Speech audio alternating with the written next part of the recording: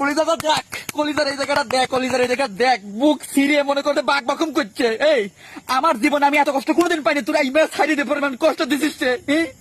তোরা যেভাবে খেলিছিস এই হাটের ভিতর দুক দুক করে রে, দেখ দেখ তোরা কি কব তোরে।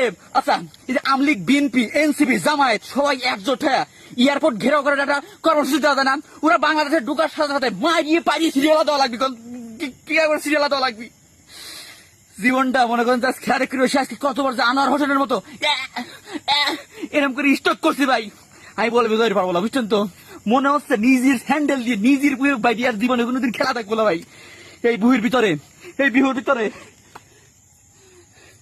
দাও দাও করে আগুন জ্বলতেছে, এই বুহির ভিতরে দাও দাও করে আগুন জ্বলতেছে, দাও দাও করে তুই খেলা ঢালি। আরে কি রে তোদের এই কোন মুরব্বী বাংলাদেশে এই কৃষি প্রধান দেশে ক্রিকেট আনছিল? সেই লোকটা কি ওই লোকটা যদি আমি পাইতাম টান দিয়ে সিরিয়ালা দিতাম, এই জার্সির মতো টান দিয়ে সিরিয়ালা দিতাম। কৃষির জন্য ক্রিকেট খেলা আনা লাগবি?